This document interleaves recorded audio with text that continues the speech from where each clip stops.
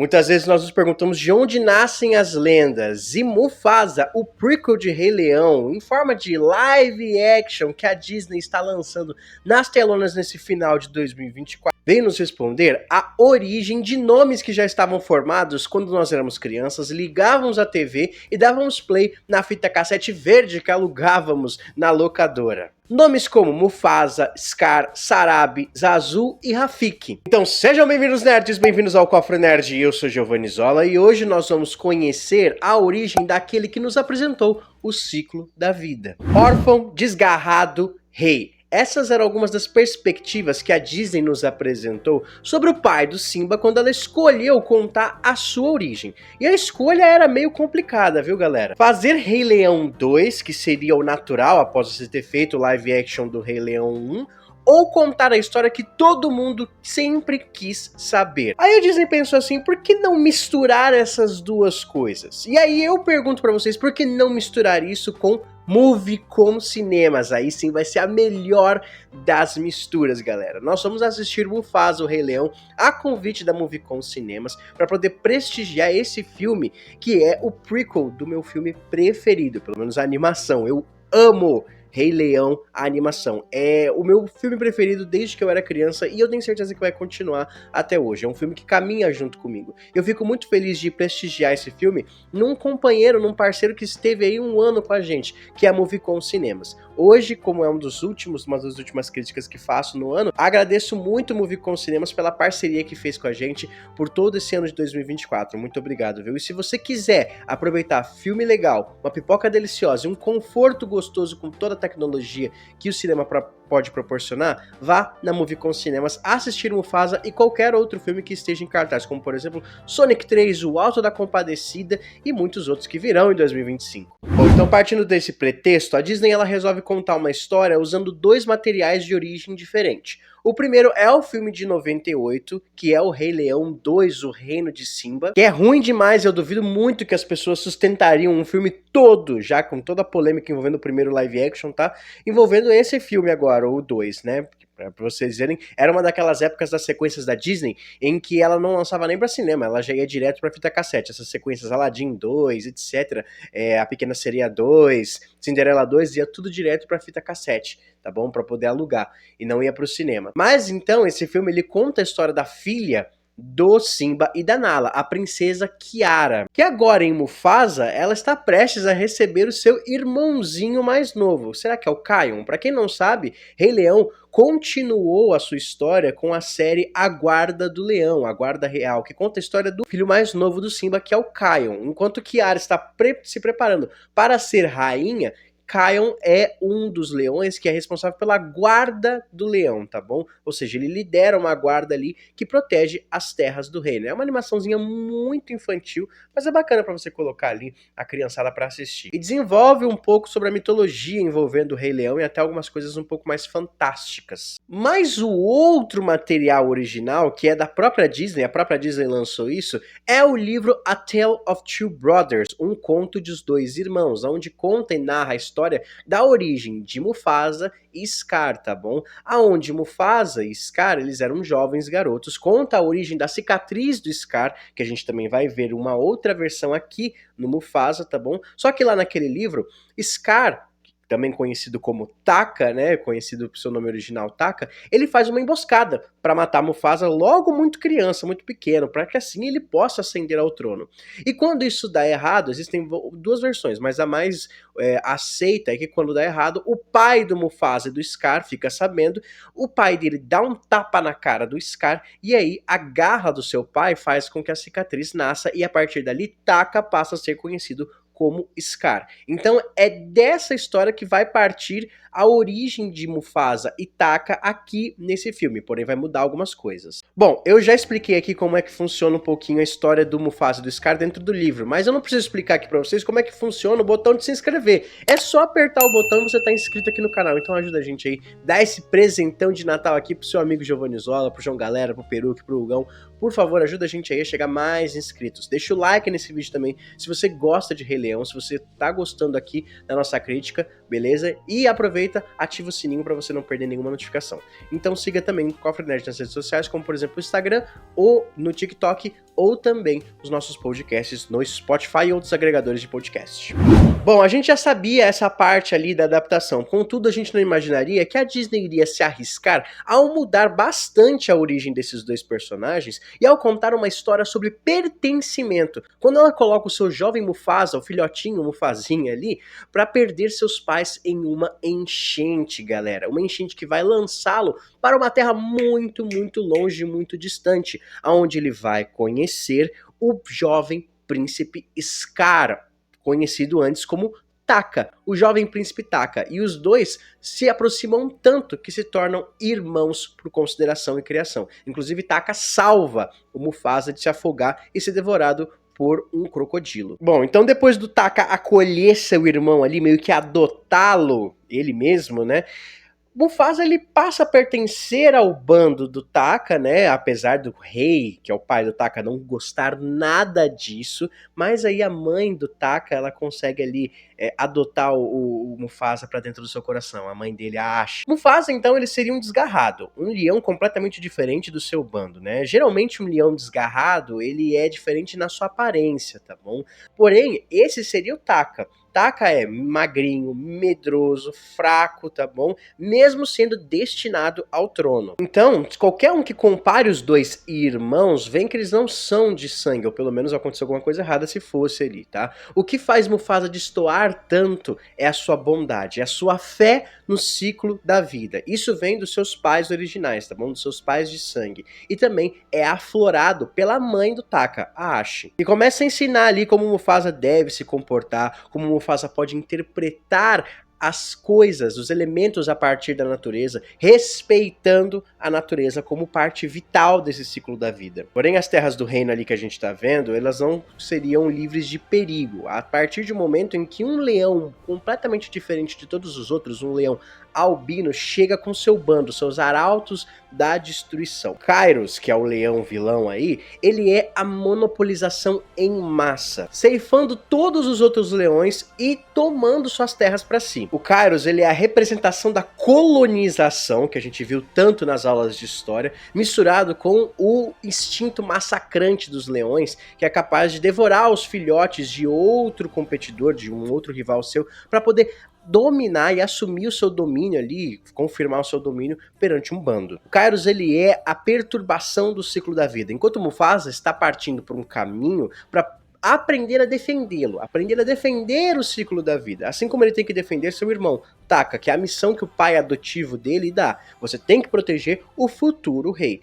E assim eles vão embora, sabendo que todos os outros leões que ficaram para trás seriam ceifados pelas forças do Kairos. Mas os jovens leões aprendem que eles estariam indo para um caminho inevitável, aonde um teria que se separar do outro em algum momento, não fisicamente, mas espiritualmente. E o pai de Taka sabia disso desde o começo, uma amizade tão linda, uma irmandade que é capaz de um salvar a vida do outro constantemente. Nem mesmo ela iria aguentar dois irmãos caminhando caminhos opostos. Se o Mufasa tá trilhando o caminho para defender o ciclo da vida, o Taka, ele tá trilhando o caminho da inveja, porque ele sabe que ele nunca vai conseguir ser como o Mufasa, principalmente aos olhos de Sarabi, que se junta à jornada junto de Zazu. Ou seja, aqui nós vemos o encontro, a primeira vez em que Mufasa e Sarabi, os pais de Simba, se encontram, e também Mufasa passa a admirar a coragem e até um pouquinho a esperteza de Zazu. Junto, esse bando precisa encontrar Milele, uma terra prometida ali, em que a mãe de Mufasa falou que ela iria encontrá-lo mais uma vez. Mas o que é Milele? Mesmo sem saber por enquanto, tá bom? Rafiki é a pessoa, ou melhor, o mandril, que vai indicar o caminho e vai seguir com eles até Milele. O Rafiki, dentro desse filme, ele é o desgarrado mor, ele é o desgarrado simbólico, aonde ele era um mandril em meio a um grupo de babuínos, em que ele estava ali apenas pela bondade, mas a partir do momento que ele começa a destoar, ele começa a ser diferente daquele restante, daquele bando, ele é expulso. Sua sabedoria é confundida com loucura. Sua harmonia é confundida com paciência. E parece que o único que entende isso é Mufasa. Como o Rei Leão, o primeiro live action, já tinha mostrado, o Taka ele vai contra Mufasa por causa da paixão por Sarabi. Eles deixam um super entendido ali dentro do primeiro filme, coisa que não tem na animação. Scar nunca demonstrou interesse por Sarabi, a não ser uma cena ali em que ele chama, a famosa cena Sarabi! Só que o futuro Scar, ele não é capaz de um confronto direto, e nunca vai ser. Isso o filme vai nos relembrando várias e várias vezes, inclusive nos relembrando o vilão que ele irá se tornar através de várias referências da cena do penhasco. Tem umas duas cenas, tanto filhotes quanto mais velhos, que Scar está na mesma posição que ele vai estar no futuro, onde Mufasa tá pendurado num desfiladeiro, Scar está com as suas garras fincadas na pata do irmão, e a escolha de soltar ou não está passando por a sua cabeça. Isso o filme nos remete a todo momento, eu acho isso muito legal, muito bacana de você honrar aquilo que veio antes ou que virá depois, enfim, quando a gente se trata de um prequel, a sequência é meio estranha. Mesmo ele se arrependendo depois, tá bom, de entregar seu irmão pro Kairos, a cicatriz ainda vai ser a marca da maldade de Scar, mesmo ele tendo salvado seu irmão e ganhado essa cicatriz por causa disso. Marca que será ofuscada pela bondade do irmão. Então, após toda a jornada, os irmãos conseguem encontrar Milele, uma terra muito bonita, uma terra quase intocada pela maldade de Kairos, até que Kairos chega. Em um confronto direto, Mufasa mostra quem ele tem que ser. Mufasa mostra que juntos eles conseguem defender o ciclo da vida, e Kairos encontra seu fim. Nesse filme, a impressão de que me deu é que a Disney ela tá meio presa entre uma mistura, uma dicotomia, tá bom? Entre ela sabe ser esperta e entre ela sabe ser inexperiente, tá bom? De um lado, ela tem a experiência toda de contar uma história, de outro, ela comete erros muito básicos, que é muito estranho. Ela é muito esperta em nos remeter à animação a todo momento, porque a pessoa que vai assistir o Rei Leão live action, ela quer pelo menos muita semelhança com a animação, e a nostalgia é algo muito trabalhado, principalmente quando você tá dentro do Rei Leão. Rei Leão é muito nostálgico, todas as cenas ali, todas as músicas são pura nostalgia. Eles acertam a nos remeter a todo momento, tá bom? Ela é esperta também, a Disney é esperta também, em você consertar alguns erros, como por exemplo as expressões dos animais. Quando eu cheguei pra assistir, eu e o João Galera, eu virei pra ele e falei assim, mano, os animais estão com mais expressão. E o João falou assim, G, tão mesmo. Então é uma coisa que eles mudaram. Não tão expressivos assim, mas já mudou bastante e te traz mais pra próximo desses personagens. Ela também é muito esperta em fazer algumas outras referências, tá bom? Algumas que você pode até pegar no ar e alguns que nem vão entender. Como, por exemplo, o Kairos. Da onde vem a inspiração de um leão albino, minha gente? Vem daquela velha história de que a Disney plagiou um desenho japonês do leão chamado Kimba. Kimba é um leão branco, tá bom? Que tem uma história muito parecida com o Rei Leão, tá? Apesar de que Rei Leão é inspirado em Hamlet, né? E ali Kimba, Simba, entendeu? Muitas pessoas falam que Rei Leão plagiou esse desenho japonês, tá bom? E aí a Disney talvez tenha colocado aqui um leão branco como vilão, pra gente remeter a isso. Tá, mas se de um lado a Disney é esperta a partir disso, de outro ela parece inexperiente quando, por exemplo, usa uma das suas maiores armas, seus maiores artifícios, Timão e Pumba, gente. O uso do Timão e Pumba aqui é muito chato. A comédia deles é completamente desnecessária. Então, não desnecessária, eles são engraçados, porém a todo momento. Timão e Pumba não falam nada a não ser um bordão de piada. Parece que eles estão num eterno talk show ali, num eterno stand-up. Beleza? Um stand-up duplo ali. E não é esse Timão e Pumba que a gente vê, por exemplo, na animação. Eles têm uma parte importante dentro da construção. Então parece que eles estão ali por puro alívio cômico. Pode funcionar, mas nesse caso não funciona tanto. Você acaba até pegando raiva desses personagens que são os mais queridos da animação. Ela é inexperiente também ao contar uma história um pouco até acelerada. O ritmo acelerado demais das coisas parece que não tem tempo para processar o sentimento que está acontecendo ali. Até os próprios personagens às vezes não tem tempo de processar tudo o que aconteceu. A própria morte dos pais do Simba, do pai do Simba no caso, né? A morte do pai do Taka, beleza? Aquele momento tenso entre Taka e Mufasa, em que o Taka ele trai o Mufasa ali.